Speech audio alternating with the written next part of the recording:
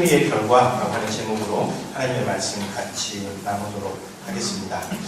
여러분, 지난 한 주간은 우리에게 참 의미 있는 한 주간이었는데 좀 여러 가지 점에서 아쉬움을 남기고 지나가 버렸습니다. 잘 아시는 것처럼 3.1운동 100주년 기념일이 있었고, 또 3.1운동을 기점으로 해서 임시정부가 세워진 지 100주년이 되는 해가 올해입니다. 그래서 어떤 의미에서 우리나라의 근대 역사가 시작되는 해, 딱 100년 된 그런 중요한 시점이었고, 더군다나 북미 정상회담도 있어서 사실 지난 1년 동안 우리 안에서 있었던 평화 분위기가 더 훨씬 진전될 것이다 라고 사실 모두 다 기대를 했고 이렇게 예상했었는데, 그런 것들이 한 주간에 좀 무너지면서 실망들이 컸던 그런 한 주간이었습니다. 평화의 길이 참 쉽지 않다, 그런 생각을 많이 했습니다. 우리 관계도 그렇죠. 좋은 관계를 쌓아가는 데는 여러 가지 많은 요소들이 필요합니다. 관계를 깨는 건 그냥 한 주간에 확 깨지는데, 서로 좋은 관계를 쌓아가는 게 이게 참 쉽지 않은데, 그런 점에서 좀 아쉬운 그런 한 주간이었습니다. 사실 이제 제가 지난 주간에 좀 세미나도 참석하고 또 3월 1일이 휴일이어서 목요일날 집에 들어가서 이제 그런 상황들을 다 보면서 조금 침울하게 앉아 있다가 금요일 저녁 때, 3월 1일 저녁 때 사무실에 와서 매일 성경 본문을 펼쳤습니다. 왜냐하면 2월달 거 매일 성경을 제가 가방에다가 갖고 갔더라고요. 3월달 게 없어가지고 사무실 가서 봐야지 이렇게 생각을 했는데, 매일 성경 느헤미야서 1장을 보면서 제가 좀 뒤통수를 하나 딱 맞는 그런 느낌이 들었습니다.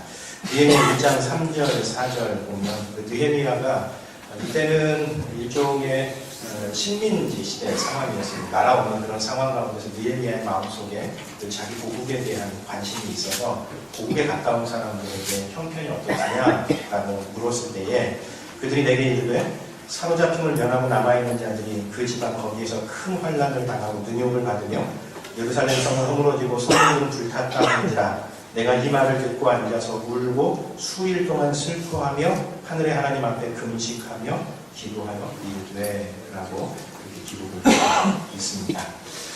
느헤미야서는 나라를 잃은 한 민족을 다시 세우기 위해서 성벽을 재건하고, 그 당시 성벽 재건은 국가 재건이라고 하는 굉장히 중요한 의미가 있는 그런 사역이었습니다.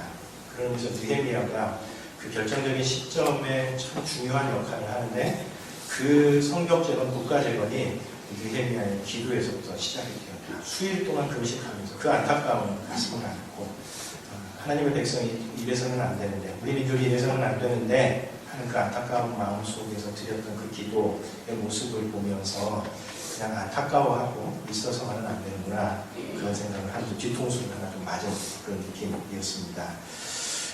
3월이 느헤미야서 본문입니다. 우리 사회 곳곳에 허물어진 곳, 무너진 곳들이 굉장히 많습니다. 특별히 좀 안타까운 것은 우리 문제를 우리 스스로 결정할 수 없다라고 하는 것이 참 안타까웠죠. 약소국의 서름이죠.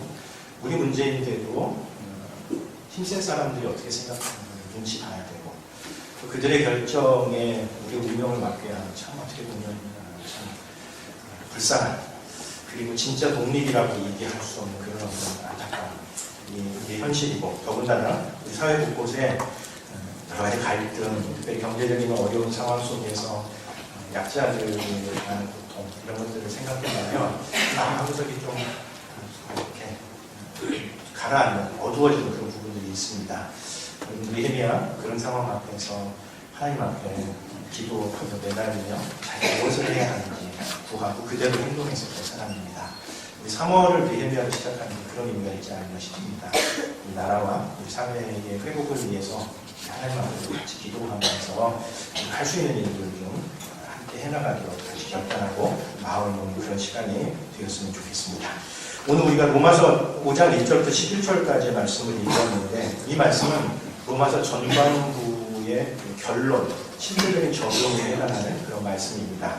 로마서 말씀 하나하나가 다 중요하지만 그 가운데서 특별히 그리스도인들에게 백미와 같은 말씀들이 있는데 오늘 본문의 말씀은 바로 그렇습니다. 왜냐하면 로마서 전반부 1장부터 4장까지에서 사도 바울이 하나님께서 마련하신 구원의 길, 이신칭의 혹은 칭의에 대해서 설명을 해왔습니다.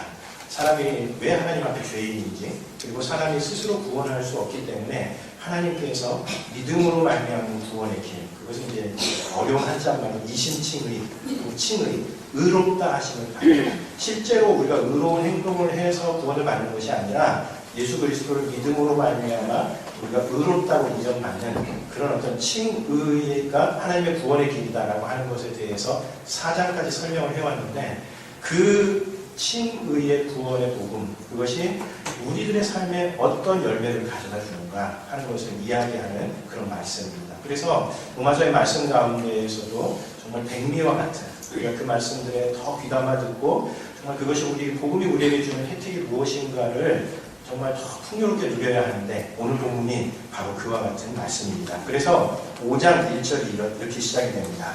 그러므로 우리가 믿음으로 의롭다 하심을 받았으니 라고 하는 말로 시작이 됩니다. 이 성경을 읽을 때 다른 글에서도 그렇지만 성경에서도 접속사 하나가 굉장히 중요한 의미를 갖는 때가 있습니다. 오늘 본문이 바로 그런 내용입니다. 그러므로 무슨 뜻일까요? 1장부터 4장까지의 있는 그 내용을 전부 다 받는 겁니다. 1장부터 4장까지의 내용이 무엇이었냐면 우리가 믿음으로 의롭다 하심을 받는 이야기입니다. 그러니까 이제 그렇게 우리가 믿음으로 말미암아 의롭다 하심을 받았으니 이제 우리가 어떻게 그 믿음으로 말미암는 칭의는 우리들에게 어떤 열매와 어떤 결과를 가져다 주는가 하는 것을 설명하는 구체적인 열매, 그것을 보여주는 것이 오늘 본문의 내용입니다. 사도 바울이 이야기하고 싶었었던 것을 두 개의 단어로 정리할 수 있습니다. 특별히 이 두 개의 단어가 아마 성경 본문을 읽으면서 예민하신 분들은 금방 느끼셨을 텐데, 강조되는, 그러니까 반복되는 두 개의 단어가 있습니다. 여러분, 우리들도 뭔가 이야기할 때, 글을 쓸 때 강조하고 싶은 것을 어떻게 하죠? 자꾸만 반복하게 되어 있습니다. 그래서 성경을 읽을 때에도 그 본문에서 반복되는 것, 자주 나오는 말을 정리하면 지금 이 사람이 뭘 얘기하고 싶어 하는구나 라고 하는 것을 알 수 있게 되는데, 오늘 본문에서 사도 바울은 두 개의 단어를 3번에 걸쳐서 반복합니다. 그러니까 반복을 통한 강조, 그리고 그것이 칭의의 복음이 우리에게 가져다주는 열매입니다. 첫 번째 단어는 어떤 거냐면 화목하다, 화평하다 라고 하는 단어입니다. 1절과 10절, 11절에 3번 딱 등장합니다. 그러니까 예수님께서 하나님과 우리들 사이를 화목하게, 화해하셨다라는 그런 이야기입니다. 그래서 화목이란 하나님과 우리 사이가 화해되는 그 과정, 거리가 있었는데 서로 적대관계였는데 서로 화목하게 되는, 화해하는 과정이 화목이고, 그리고 화목의 결과가 평안입니다. 화평. 그래서 첫 번째 사도 바울이 강조하고 싶은 것이 우리가 복음을 믿음으로 말미암아 하나님과 우리의 관계가 화목하게 되었다라고 하는 것이고, 두 번째 등장하는 단어는 즐거워하다라고 하는 단어입니다. 2절과 3절, 11절 각각 3번 등장을 합니다. 그리고 이 두 단어는 여기 5장 1절부터 11절까지 해서 우리가 복음을 믿을 때에 우리에게 어떤 결과가 주어지는가, 어떤 실질적인 유익이 있는가 하는 것을 잘 요약해주는 두 개의 단어입니다. 여러분, 복음은 우리에게 어떤 열매를 가져다 줍니까? 우선은 화평과 화목이라고 하는 열매를 가져다 주고요. 그리고 더불어서 우리가 즐거워할 수 있도록 해줍니다. 그게 복음이 우리에게 가져다주는 아주 실제적인 결실입니다. 그래서 그 두 가지에 대해서 오늘 보면서 이야기하는 바를 좀 우리가 살펴보려고 합니다. 먼저 우리 그리스도인이란 복음으로 인해서 하나님과의 관계에서 화평을 누립니다. 여러분, 복음으로 인해서 우리가 화평을 누린다는 것은 무슨 뜻일까요? 그 이전에는 하나님과 우리 사이가 별로 화목하지 않았다라고 하는 그런 이야기입니다. 우리의 죄 때문에 우리는 하나님께 반항을 했고, 하나님께서도 사람들과 좀 편하게 화목하게 지내려고 하시려고 해도 우리의 죄 때문에 거룩하신 하나님께서는 사람에게 가까이 올 수 없었던 그런 상황이었다는 겁니다. 그런데 예수님께서 그 둘 사이에 다리를 놓으시면서 서로 반목하면서 서로 원수처럼 살아갈 수밖에 없는 그런 관계에 화평케 되었다라고 하는 그런 이야기입니다. 그래서 우리가 복음을 믿기 이전에 하나님과 우리의 관계는 우리가 하나님을 두려워하는 그런 관계였습니다. 사실 하나님께서 사람을 처음 만드셨을 때는 그런 관계가 아니었죠. 하나님께서 처음 사람을 만드셨을 때는 하나님을 만나면 언제나 기쁘고 하나님과 대화하는 것이 즐겁고 그래야 되는데 하나님 앞에 예배하는 것이 늘 신나고 기대감이 있고 이래야 되는데 주일날 올 때마다 또 예배 드려야 되나? 이런 생각하면서 올 수밖에 없게 된 것. 이게 우리와 하나님과의 관계라고 하는 그런 이야기입니다. 그런데 하나님께서 예수 그리스도를 통해서 그 관계를 화목케 한 겁니다. 여러분, 이 화목이라고 하는 것이 참 중요한 이유는 우리 모든 생의 여러 가지 문제들 가운데에 그 모든 문제들은 사실 관계의 문제로 수렴이 됩니다.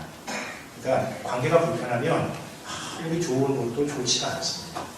제 후배 가운데 아주 잘 나가는 회사에서 인정도 받고 그 나이 또래에는 감히 생각지도 못했었던 높은 연봉을 받으면서 회사 생활을 하고 있었던 친구가 있었습니다. 만날 때마다 사람들이 야, 너 참 운도 좋고 정말 좋다, 좋겠다 이렇게 늘 얘기하는 그런 후배였는데 이 친구가 어느 날인가 와서는 내가 도저히 직장 생활을 못하겠다고 이렇게 얘기를 하는 겁니다. 그래서 야, 왜 그래? 너 직장도 좋고 인정도 받고 공부도 많은데 왜 그래? 그랬더니 자기 상사하고는 너무 불편하대요. 이유에 여러 가지가 있겠죠. 그래서 자기가 고민하다가 도저히 이 직장에서 자기가 아무리 편하고 인정받고 아무리 연봉이 높아도 여기서 일을 도저히 못하겠다 그러면서 직장 그만두겠다는 이야기를 하더라고요. 여러분, 이 관계가 화목한 것이 참 소중합니다. 하나님과의 우리의 관계도 마찬가지죠. 우리 가족들끼리의 관계도 마찬가지입니다. 가족들과의 관계가 깨어지기 시작하면 어디 가도 마음 한 구석에서 좀 불편하지 않습니까? 직장에 가서 일을 해도 집중하기가 쉽지 않고. 그런데 하나님과의 관계가 화목하게 되었다라고 하는 그런 이야기입니다. 우리 잘 아는 것처럼 사실은 화평케 되는 이 관계는 쉽게 만들어지지 않습니다. 우리가 이번에도 보았지만 우리가 기대하고 예상했지만 또 그걸 지나고 나서 우리의 마음에 드는 생각은 평화라고 하는 것은 절대 쉽게 만들어지는 것이 아닙니다. 누군가 그 가운데 반드시 희생하고 헌신하고 노력해야만 이루어지는 겁니다. 여러분, 우리 앞으로 사이좋게 지내는데 악수한다고 해서 평화의 관계가 만들어집니까? 절대 그렇지 않습니다.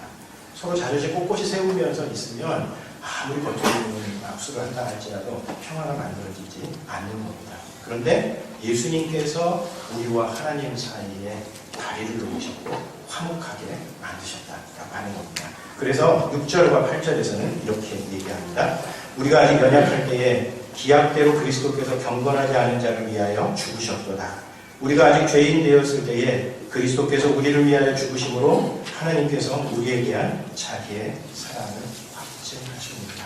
우리에게 무슨 자격이 있지 않았는데도 우리가 구원받을 만한 그런 어떤 요건을 갖추지 않았는데도 불구하고 예수님께서 우리를 위하여 죽으심으로 하나님의 그 사랑을 확증해서 보여주셨다는 것. 예수님의 그 희생으로 말미암아 하나님과 우리 사이가 화목하게 되었다라고 하는 것이 구원의 복음이 칭의가 우리에게 가져다주는 첫 번째 아주 중요한 열매입니다. 그런 점에서 우리 그리스도인들은 하나님하고 화목하게 친하게 지내야 합니다.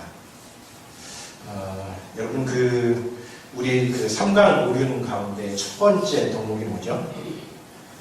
오륜 가운데 첫 번째 덕목이 뭐죠? 다 잊어버리셨죠? 괜찮습니다. 오륜 가운데 첫 번째 덕목은 부자일치죠. 부자일치. 그 뜻은 아버지와 아들 사이에는 아버지와 아들 사이에는 친함이 있어야 돼. 친해야 한다라고 하는 그런 이야기. 근데 동양 문화에서는 아버지와 아들 사이가 별로 친하지 않습니다. 뭐 한편으로는 좀 불편하고 같이 좀 있어도 왠지 모르게 껄끄럽고 이런데 약간 역설적인 면인 것 같아요. 아버지와 아들이 친해야 된다고 얘기하는데도 실제로 서양 문화보다 훨씬 아버지와 아들 관계는 불편한 경우가 되게 많은 것은 약간 역설적인 면인데 그럼에도 불구하고 상당히 우리에게 가르쳐주는 바는 뭡니까? 그러니까 더 친해야 한다고 얘기하는지 모르겠습니다. 너 서로 친하지 않지? 그러니까 좀 친해야 한다 이렇게 얘기하는지 모르겠는데 하나님과 우리의 관계도 마찬가지입니다. 모름지기 우리 하나님의 자녀라고 그러면 하나님과의 관계가 친해야 하는 겁니다.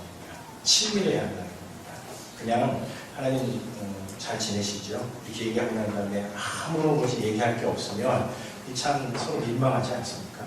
서로 하나님과 친하게 지내는 겁니다. 우리가 하나님과 친하게 지내는 좋은 방법 가운데 하나가 스몰 토크를 많이 하는 겁니다. 작은 이야기를 많이 하는 겁니다. 그리고 화목한 가정과 그렇지 않은 가정의 차이점이 어디에 있냐면 스몰 토크가 많냐 많지 않냐가 있어요. 제가 언젠가 한번 말씀을 드린 것 같은데 기억하지 못하실 거라 믿습니다. 그리고 이게 얼마나 감사한지 그걸 새롭게 얘기할 수 있어서 화목한 가정일수록 별거 아닌 것 같고 이야기를 굉장히 많이 합니다. 오늘 직장에 갔는데 옆자리에 있는 아무개가 뭐 하다가 졸다가 이런 일이 있었어요. 그 안에 딱딱딱딱 거리면서 웃습니다. 화목한 가정이죠. 그러나 화목하지 않은 가정일수록 무거운 주제를 다룹니다. 북미 정상회담이 자기의 친구라고 생각하냐 이러면서 대화해보자. 그러면은 의견 입장 달라져가지고 괜히 싸우고 앞으로 절대 이야기하지 말아요. 이렇게 가는 겁니다. 하나님과의 관계도 마찬가지입니다. 하나님과 친해지려면 작은 이야기 말이에요. 이런 일 있잖아요. 이런 일이 있었는데 속상이 있어요. 하나님 이런 일 주셔서 참 이런 얘기가 많이 이루어져야 하나님과의 관계가 친해집니다. 그냥 어느 날 갑자기 하나님 제 진로 문제, 우리 딸 진로 잘 아시죠? 해결해 주셔야 됩니다. 이렇게 나가면 참 곤란합니다. 대화가 잘 이루어지고 친해지기가 쉽지 않습니다. 그러면서 하나님과 친하게 지내는 것, 그게 그리스도인들의 첫 번째 특징입니다. 두 번째, 친의가 우리를 가져다주는 두 번째 열매는 즐거움이라는 말입니다. 아까 보았던 것처럼 즐거워한다. 그리스도께서 우리를 구원해 주셨으니 우리가 즐거워한다라고 하면서 세 번이나 반복해서 이야기를 합니다. 근데 그 즐거워한다라고 하는 이 말을 반복하는 그 구절들을 보면 이 즐거움에 세 가지 차원이 있는 것을 우리가 좀 눈여겨볼 수 있습니다. 우선 이 즐거움에는 현재적인 차원이 있습니다. 11절 한번 같이 읽어보도록 하겠습니다. 5장 11절 같이 한번 읽어보겠습니다. 그뿐 아니라 이제 우리로 화목하게 하신 우리 주 예수 그리스도로 말미암아 하나님 안에서 또한 즐거워하느니라. 예, 이건 현재적인 즐거움입니다. 지금 내가 누리는 즐거움.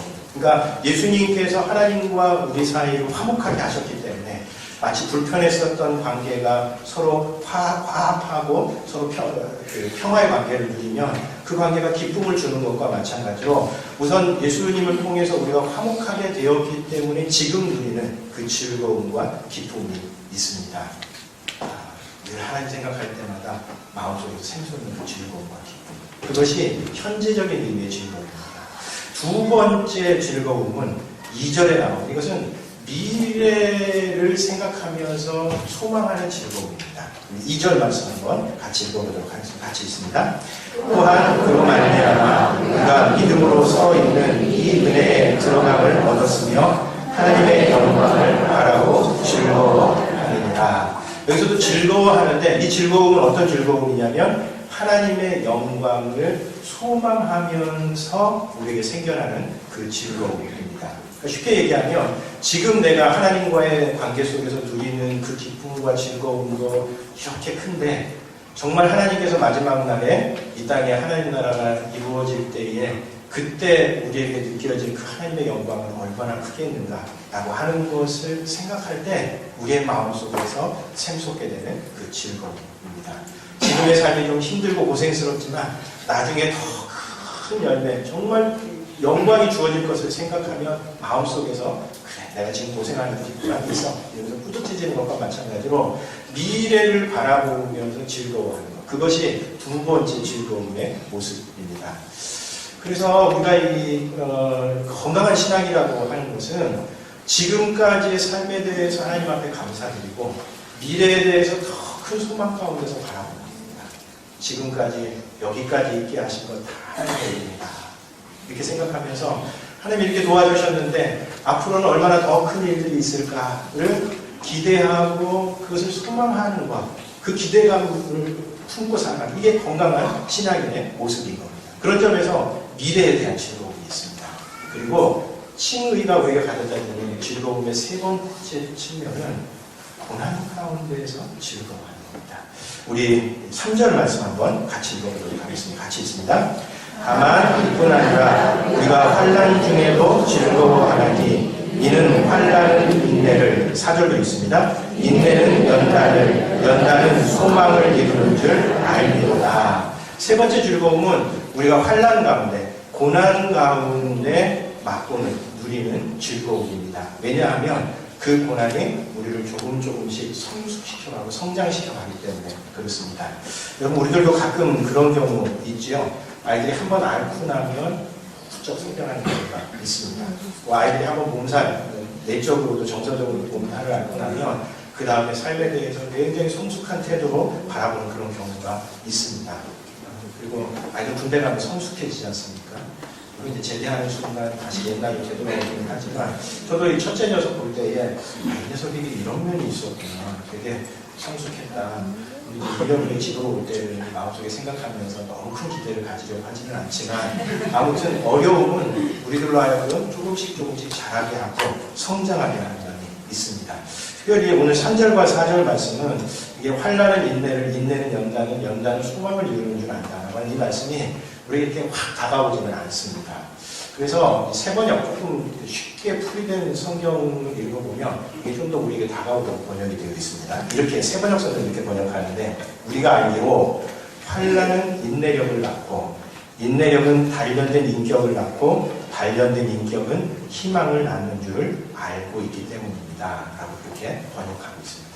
그러니까 환난, 우리가 겪는 그 어려움을 우리 안에 조금씩 인내하는 어떤 힘을 갖게 한다는 겁니다. 여러분 그렇죠? 어려움 속에서 그 어려움을 견딜 때 그것이 우리에게 인내력이 그 안에 생겨납니다.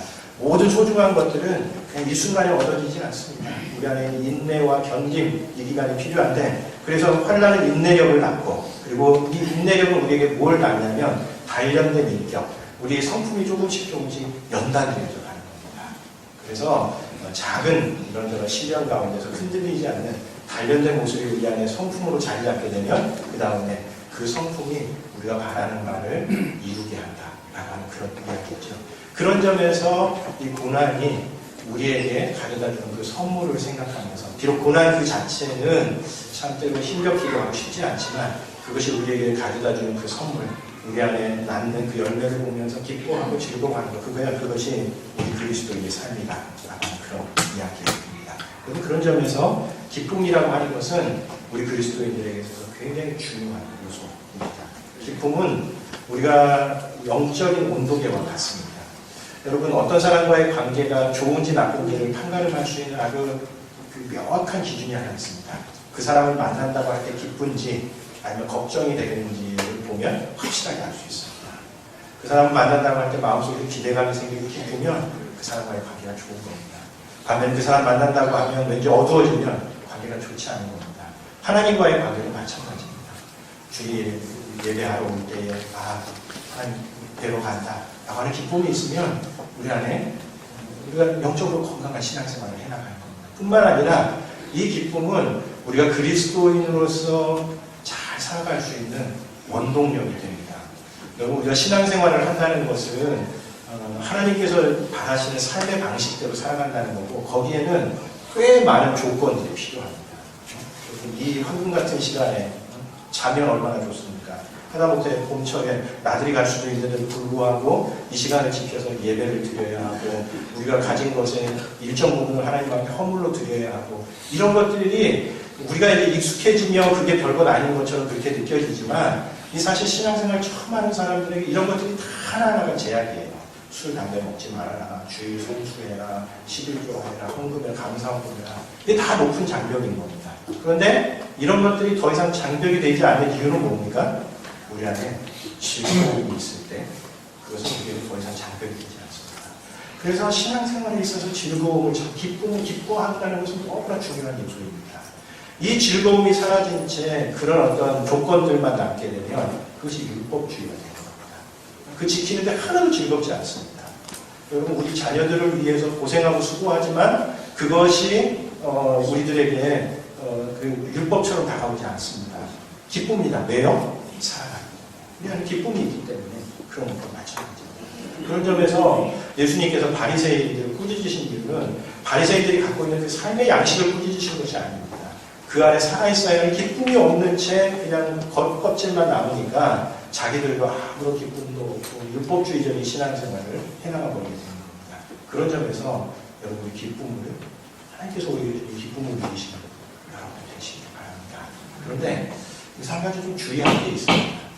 우리가 신앙생활이 우리에게 하나님께서 우리가 복음을 통해서 기쁨을 준다, 즐거움을 준다라고 이야기할 때에 이게 우리들에게 오해를 불러일으킬 수 있기 때문에 그렇습니다. 왜냐하면 실제로 우리가 추구하는 그 기쁨과 즐거움 가운데에 별로 건강하지 못하거나 왜곡된 즐거움들이 있을 수 있기 때문에 그렇습니다. 예를 들면 이런 겁니다.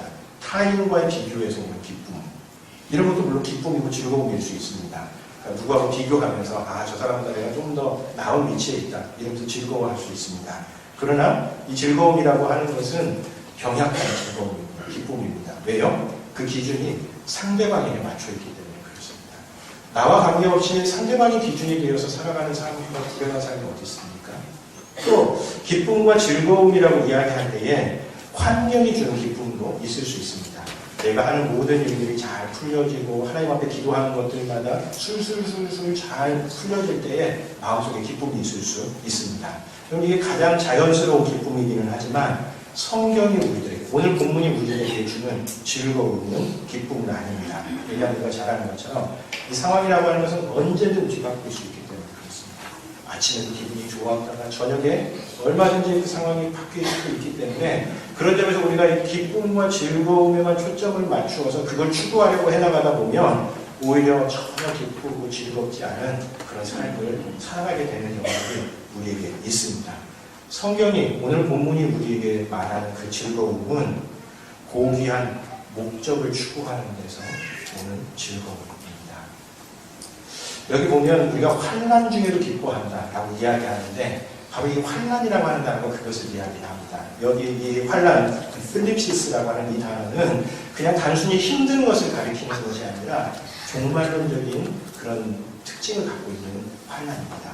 나중에 하나님 나라가 이 땅에 오기 전에, 하나님 나라가 이 땅에 오기 전에 여러 가지 고생과 힘듦과 어려움들이 생겨날 텐데 그 과정에서 겪는 어려움, 이것을 환난이라고 그렇게 이야기를 합니다. 그러니까 우리의 삶에서 하나님의 그 통치를 기대하고 소망하는 가운데 그것을 이루기 위해서 수고하고 때로는 환난을 겪고 어려움을 겪는 가운데에서 즐거워하는 것, 그것이 오늘 본문에서 이야기하는 즐거움이고 하나님께서 우리에게 준 즐거움이라고 하는 겁니다.